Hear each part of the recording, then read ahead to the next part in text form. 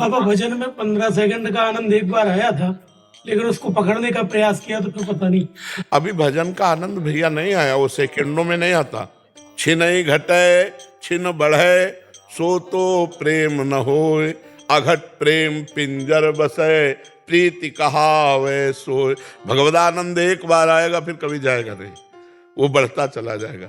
अभी आपको शायद इस बात का ज्ञान ना हो कि आपके अंदर एक आनंद कोश है, अन्नमय कोश, मनोमय कोश, प्राणमय कोश, विज्ञानमय कोश, आनंदमय कोश, पंच कोश हैं। जब कभी कुछ आनंद आता है तो उस कोश से आता है, और जो उस कोश का बाधक भाव समझकर आगे बढ़ जाए तब वो आनंद सिंधु का आनंद आएगा। अभी तो आनंद कोश का आनंद आता है। मान लो आंसू भी आ सकते हैं, थोड़ी देर रोमांच भी हो सकता है। 15 मिनट 15 सेकंड को यही हुआ था, जैसे अंदर से कुछ बिल्कुल आनंद सा आ रहा था। बस ये उसी कोश से है। अभी ये समुद्र से नहीं है, आनंद समुद्र से नहीं है। अभी ये कनेक्शन आनंद कोश का है, और जब आनंद समुद्र का आ जाएगा, उठते बैठते चलते फिरते और बढ़ेगा। प्रतिक्षण वर्धमानम सूक्ष्म तरम अनुभव स्वरूपम। वो जब आनंद आएगा तो कोई कामना नहीं रह जाएगी। जैसे केवट को मिला वो आनंद, तो क्या कह रहा है, अब कछुनाथ न चाहिए मोरे, दीन दयाल अनुग्रह तोरे। कैसी स्थिति है, आनंद में उमग रहा है, प्रभु कुछ नहीं चाहिए। साक्षात भगवान है, और भगवान प्रभु कुछ नहीं चाहिए। वो आनंद है जिसमें सब चाह मिट जाए, जाहि न चाही कबहु कछु, तुम सन सहज सने। जिसमें सब चाह मिट जाए, वो आनंद ऐसा। अरे गोपीजन बता रही उद्धव से कि उद्धव, कान भय प्राण में, प्राण भय कान में, ही में न जान परे, कान है कि प्राण है। हृदय में हमारे लगता है कि प्राण श्री कृष्ण हो गए, श्री कृष्ण हमारे प्राण हो गए। उद्धव पता नहीं चलता हृदय में प्राण है या श्री कृष्ण है, क्योंकि कान भय प्राण में, प्राण भय कान में, ही में न जान परे, कान है। साक्षात आनंद समुद्र भगवान मन बन गए, बुद्धि बन गए, चित्त बन गए, हृदय बन गए, प्राण बन गए। उसके आनंद की महिमा, यही तो भक्ति का रंग है। भगवदाकार वृत्ति का मतलब संपूर्ण हृदय भगवान में। वहां कोई चाह, विनिवृत्त कामा, सारी कामनाओं की निवृत्ति हो जाती है। भगवान एक ऐसे है जिनके पाने के बाद सारी कामनाएं नष्ट हो जाती है, और कुछ भी मिलेगा तो कामना जागृत हो जाएगी। एकमात्र भगवान है जिनसे सारी कामनाओं की निवृत्ति हो जाती है। डॉक्टर अभिषेक रंजन जी, राधा वल्लभ श्री हरिवंश। महाराज जी आपके चरणों में कोटि कोटि प्रणाम। महाराज जी, शयन शक्ति बढ़ाने हेतु आपसे आदेशित होकर मैंने नाम जप और बढ़ाने के साथ साथ किसी भी प्रतिकार या प्रतिकूलता किसी के द्वारा मिलने पर न ही प्रतिकूल या विरोध करता हूँ। पहले गलती ना होने पर गुस्सा या प्रतिकार करता था, श्री जी कृपा से प्रतिकूलता पर अब ये सब सहन कर जाता हूँ। प्रभु जी कई बार बहुत बड़ी बात है। हाँ, बहुत बड़ी बात जी।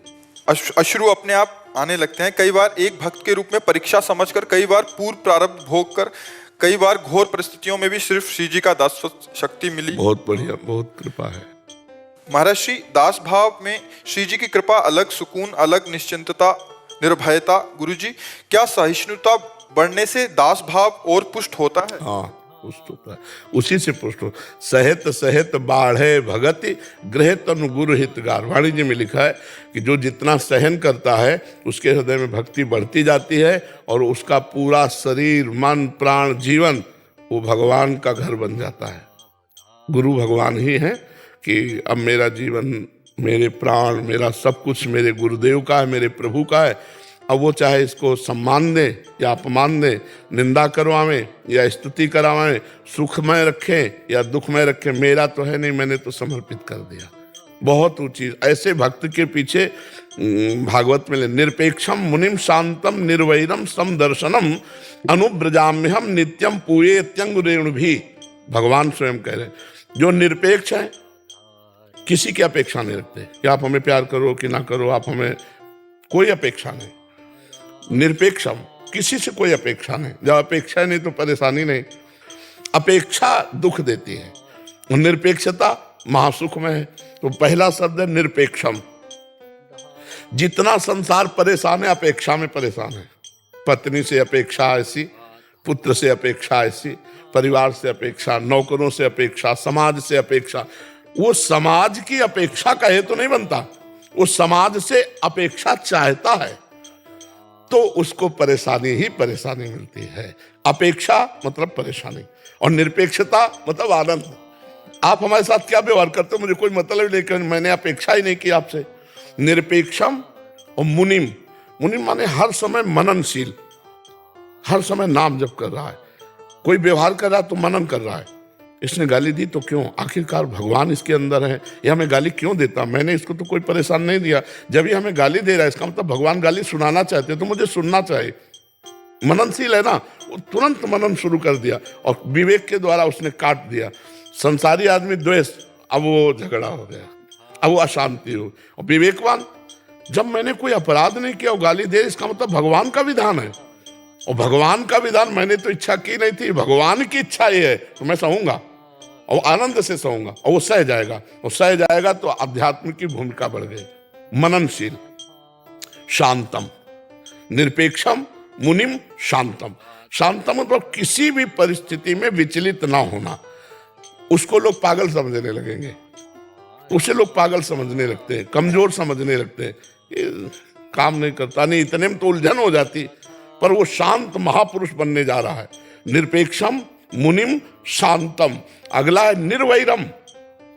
जैसे ये तुम्हें गाली दिए और कल मिले तो आप राधेश्याम, यार आदमी क्या है, कल तो हमने गाली दिया था फिर भी आज हमको नमन कर रहा है। निरपेक्षम, मुनिम, शांतम, निर्वैरम। जो तुमसे नहीं बोलता, जो तुमसे वैर करता है, जो तुम्हारा अमंगल करता है, उससे भी ऐसे। अब वो क्या, अपेक्षा नहीं है ना, अब वो क्या कहता है उससे कोई मतलब नहीं। इसका फल क्या होगा कि भगवान कह रहे मैं उसके पीछे घूमता हूं कि उसकी चरण रज मेरे ऊपर पड़ जाए। भगवान निरपेक्षम, मुनिम, शांतम, निर्वैरम, समदर्शनम, अनुब्रजाम्यहम नित्यम पूये त्यंगुरेण भी। शांत। और ऐसे पुरुष का अगर कोई अपमान कर दे तो देर नहीं लगेगा, उसको दंड मिल जाएगा, भागवतिक दंड देर नहीं लगे। ये घटना है, नाव में बड़ी बड़ी नावें चलती थी पहले नदियों में से, अब तो पुल बन गए।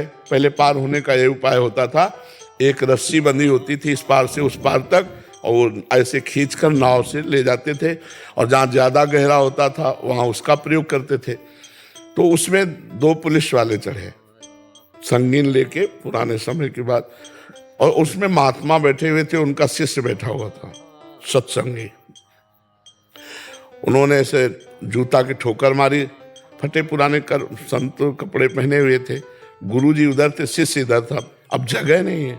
फिर बूट मारा, फिर और से खिल गया, पूरा बूट पैर पे रख दिया, वैसे राम राम राम राम, ऐसे कुछ उनको कुछ नहीं बोल रहा, बहुत ज्यादा पीड़ा हुई तो राम राम राम कह के पैर अपना, पर वो पूरी नाव में गाली देना और मारते ही रहे, कभी इधर बूट मारना कभी उधर बूट मारना।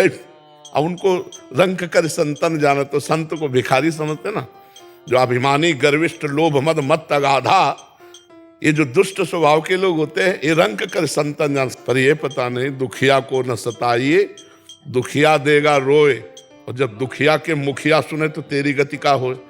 अब नाव गई तो नाव पानी में ही तो चलेगी, जहाँ इतना इतना पानी होता है वहां नाव तो चलेगी नहीं, तो 2-4 कदम पैदल चलना पड़ता। अब वो बूट वाले तो उन्होंने संगीन ऐसे लगाई और सोचा छलांग मार देंगे, और बूट फिसला, सीधे संगीन पार कर गई गर्दन, सीधे संगीन।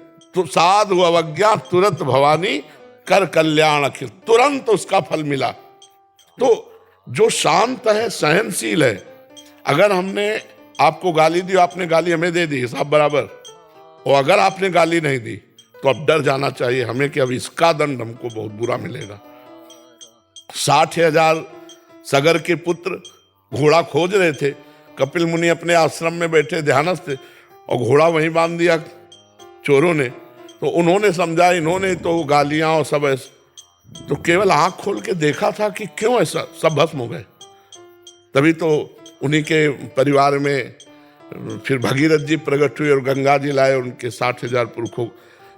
जो शांत महापुरुष, उससे डरना चाहिए, जो किसी को उत्तर नहीं देता है प्रतिकूलता का, वो उमा क्षमा सापौते भारी, अपने कर्म पर। हमको ऐसा नहीं सोचना कि हम उत्तर नहीं देंगे तो इसको दंड मिले। हम ये सोचेंगे भगवान इसको कभी दंड न मिले, इसकी बुद्धि शुद्ध हो, आप इस पर कृपा करो, इसके अंदर सद्गुण आवे। यही भक्त का हृदय होता है। बहुत बड़ी सामर्थ्य आ जाती है जब चलोगे सिद्धांत से। पर यह जरूर है कि बीच बीच में आपके सामने तिमाही, छमाही, सालाना प्रश्न आते रहेंगे, बस उनको उत्तर देना है आपको। ये नहीं समझना ये व्यक्ति है, आपको बस यही समझना ये प्रश्न है, अब इसका उत्तर देना है। एकदम प्रतिकूल व्यवहार करके आएंगे कि परमार्थ भूल जाओ और आप लड़ जाओ या आप फंस जाओ, तो आपको हर समय सचेत रहना। सचेत तभी रहोगे जब नाम जप चल रहा है कि ये मेरे सामने माया ने प्रश्न किया, मुझे उत्तर देना है। तो उत्तर क्या देना उसी समय आपके अंदर आ जाएगा, क्योंकि आप भगवान का भजन कर रहे हो और फेल नहीं हो। और जैसे पास होगे भूमिका बढ़ती चली जाएगी।